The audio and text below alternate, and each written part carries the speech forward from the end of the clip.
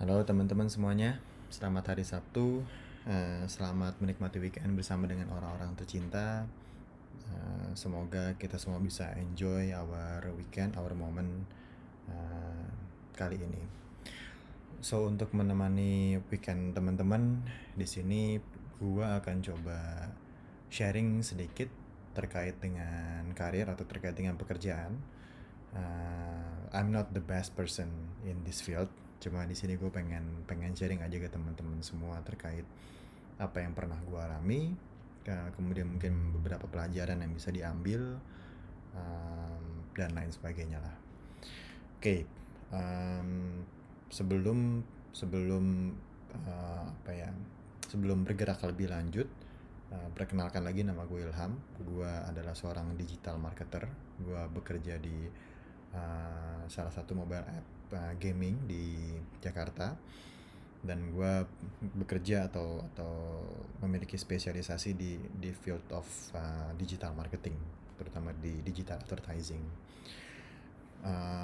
Di video sebelumnya gue sempat bahas soal jurusan gue kuliah, yaitu teknik fisika, dan memang ada ketidaksinambungan antara lulusan teknik fisika yang kerja di dunia digital marketing, but that's fine.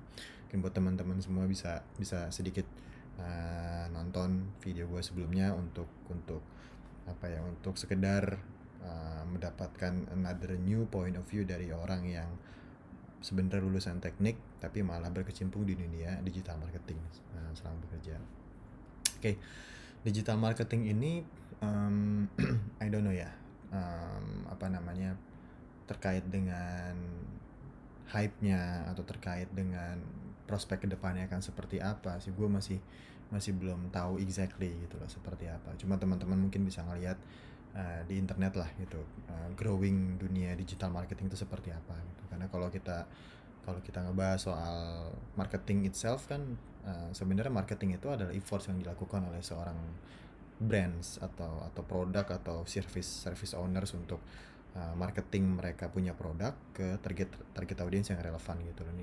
Mereka tuh tinggal mencari touch points mana yang memang paling relevan gitu kan untuk ditargetin gitu loh. Apakah di television, apakah di billboard, apakah di majalah, atau apakah di dunia digital gitu loh. Kalau kita ngomongin dunia digital sangat luas ya teman-teman.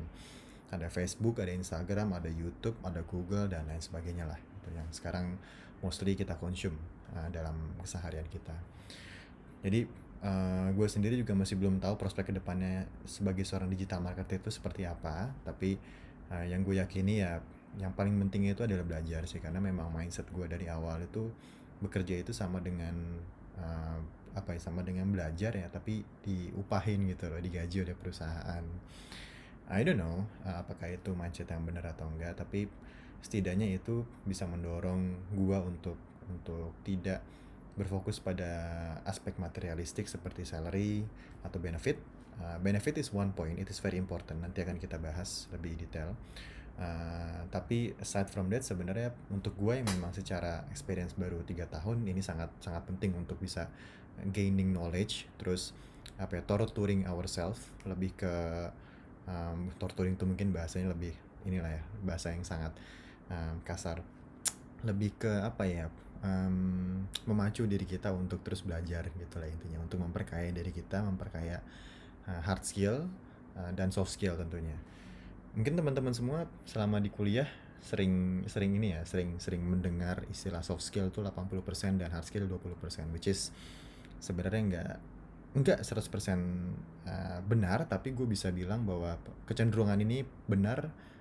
Iya, gue menyetujui itu gitu. Karena ya kalau dibilang korelasi antara jurusan gue kuliah sama pekerjaan gue kan hampir zero ya, sama korelasinya gitu loh, dari engineering ke digital marketing gitu. Tapi memang memang kalau kita punya mindset untuk belajar tentang hidup lah ya, belajar tentang hidup selama kita kuliah, itu belajar atau berproses gitu, itu akan sangat membantu sih ke depannya pada saat kita bekerja di field manapun itu. Gitu. Nah, baik lagi terkait dengan pekerjaan.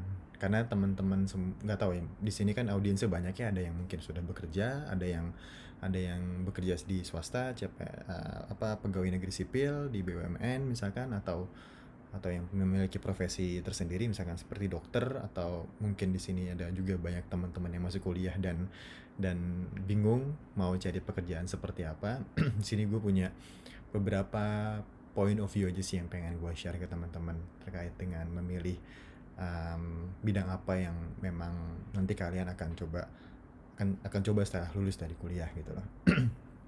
Terlepas dari itu, yang paling penting di sini gue cuma pengen share aja sih tentang experience gue ya. Nah, gue itu bekerja sudah 3 tahunan lebih. Jadi gue lulus kuliah itu di tahun 2017, kemudian gue alhamdulillah langsung dapat kerja pada saat itu. Dapat kerja di Jakarta, terus gue langsung pindah ke Jakarta. Pertimbangan gue waktu itu memilih kenapa akhirnya gue memilih field yang sekarang ini, digital marketing, itu karena ada beberapa alasan. Yang pertama karena memang keterbatasan fisik ya, karena gue buta warna parsial, jadi gue kayaknya agak susah buat cari pekerjaan di bidang teknik. Tapi di selain itu ada beberapa hal. Pertama karena dekat dengan keluarga, jadi itu mungkin bisa juga jadi salah satu pertimbangan teman-teman yang sebenarnya kuliahnya itu tuh ke luar kota gitu, terus teman-teman pengen bekerja di dekat keluarga lagi, which is pulang kampung dan mencari pekerjaan di daerah dekat keluarga teman-teman, itu juga nggak apa-apa gitu. Itu nggak ada masalah sama sekali seperti itu pilihan kan. Nah, waktu itu gue akhirnya kebetulan memang keluarga gue dari Bekasi, jadi kan Bekasi ke Jakarta deket, dan akhirnya gue memilih untuk gue balik ke Bekasi, Jakarta untuk menimba karir di Jakarta gitu lah intinya. Itu jadi salah satu pertimbangan juga. Terus yang kedua dari sisi knowledge exposure sih, karena gue masih ingat waktu itu pas gue manajemen trainee di Grup M. Grup M itu tuh agency lah gitu, media agency di Jakarta. Waktu itu gue manajemen trainee selama 3 bulan, jadi 1,5 bulan in class dan 1,5 bulan yang lagi tuh on the job training gitu loh. Nah, pada saat on the job training itu sebenarnya gue ada beberapa pilihan gitu ditawarkan ke gue waktu itu, gue dan beberapa teman gue lah gitu.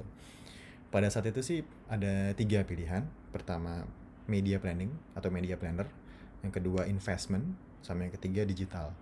Nah, di sini gue coba buat mencari tahu lebih detail gitu loh tentang apa yang akan dikerjakan oleh masing-masing ini gitu loh, media planner, investment, sama digital. Nah, mungkin ini juga bisa menjadi pelajaran buat teman-teman gitu loh pada saat memilih field yang memang pengen kalian tekuni gitu. Itu coba berpikir soal knowledge exposure ke depannya kan seperti apa gitu.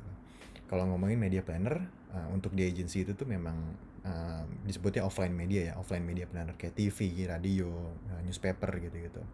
Investment itu ibaratnya media plannernya itu tuh yang ngeplan soal media placement di offline media, investment tuh yang ngejalanin, yang buying gitulah ibaratnya, yang negosiasi ke vendor, terus making a deal with the vendor, menjalankan campaign gitu-gitu. Nah, kalau digital itu tuh one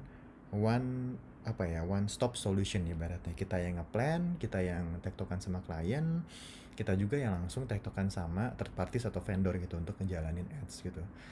Dan selama 1,5 bulan gue sebelum on job training kan ada in class training, itu tuh gue ada pemahaman terkait dengan media planner, investment, dan digital gitu loh.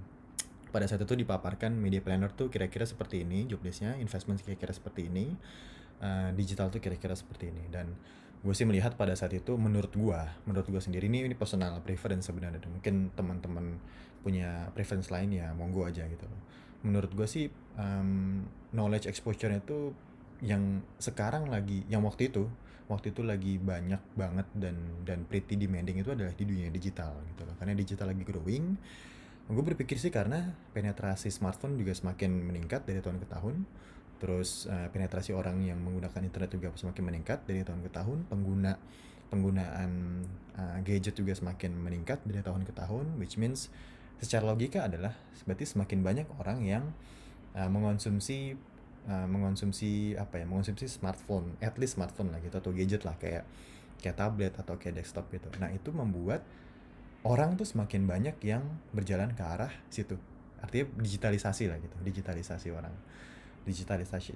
people digitalization. Nah di saat seperti itu, advertisers atau marketers yang punya uang atau yang punya capital lah untuk melakukan advertising, mereka pasti akan berpikir oke, ini ada shift of behavior nih dari orang-orang yang konsumsi TV sekarang mulai ke smartphone gitu. Dan hal itu bahkan terjadi gitu loh, sampai dengan saat ini pun kita melihat bahkan orang-orang yang baby boomers atau Gen X gitu kan sudah mulai belajar creating Instagram. Terus mereka juga coba buat main Twitter. Beberapa orang kayak misalkan Pak Ganjar, Gubernur Jawa Tengah, dia kan rajin main Twitter gitu kan. Yang gue yakin Pak Ganjar itu bukan kaum milenial lah gitu. Cuma kan untuk mengikuti perkembangan zaman ya akhirnya beliau mencoba untuk belajar Twitter gitu, main di Twitter lah gitu intinya, untuk sebagai ranah politiknya dia juga, atau sebagai ranah untuk bisa dekat dengan orang yang dia pimpin. Nah hal seperti itu tuh sebenarnya juga matters untuk dipertimbangkan teman-teman. Kenapa? Karena knowledge exposure itu benar-benar menjadi fuel bahan bakar kita nanti ke depannya. Of course like another thing that we will discuss itu juga pasti tentang benefit atau soal salary gitu kan.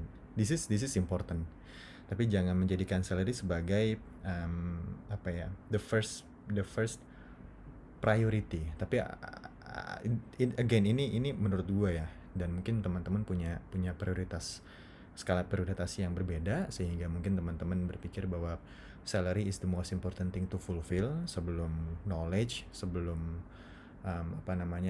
pokoknya sebelum hal-hal lainnya lah gitu lah. Dan salary adalah yang paling penting gitu, which is fine, nggak ada masalah sama sekali. Tergantung dari bagaimana kita melihatnya aja sih sebenarnya. Cuma kalau menurut gue sih, balik lagi, uang itu akan mengikuti sih. Sabar aja, pelan-pelan aja, jangan terlalu ngebut. Pastilah kita pengen cepet-cepet punya dapat uang banyak gitu kan, untuk bisa beli rumah, untuk bisa beli mobil, untuk bisa berkeluarga. Tapi perlu diperhatikan juga sih soal building karakter gitu loh. Karena there is one quote yang gue sebenarnya cukup mengamini, cukup agree dengan quote itu, meskipun again yang namanya quote itu kan subjektif ya.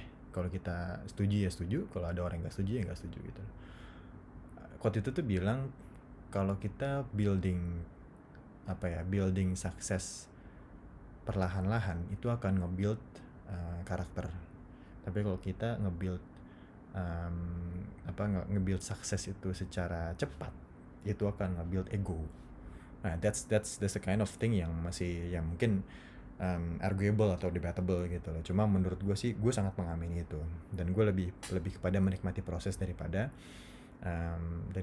hasilnya, daripada hasil yang kita dapat, which is dalam hal bekerja ya berarti benefit atau uang gitu. Cuma aside from salary, pasti kan ada kayak benefit dalam arti cover medical things, kayak misalkan asuransi, terus misalkan kacamata, atau misalkan rawat jalan, rawat inap, dan lain-lain. Itu juga perlu juga untuk dipertimbangkan oleh teman-teman di dalam memilih field of work nantinya akan seperti apa. Kira-kira gitu. Mungkin nggak tahu kalau misalkan ntar ada beberapa hal lagi yang pengen gue omongin terkait dengan dunia kerja. Mungkin kedepannya akan gue bikin yang versi kedua, nggak tahu. Tapi yang pasti 3 hal tadi ya, terutama yang buat gue sendiri sih experience-nya, 3 hal itu adalah hal yang paling penting itu. Pertama location, kedua itu adalah knowledge exposure, sama yang ketiga itu soal benefit. So those kind of things mungkin bisa menjadi one package untuk menjadi bahan pertimbangan memilih tempat mana yang akan dituju gitu. Oke, sekian dari gue. Lagi-lagi selamat menikmati weekend, dan see you whenever I have further intention to create another video.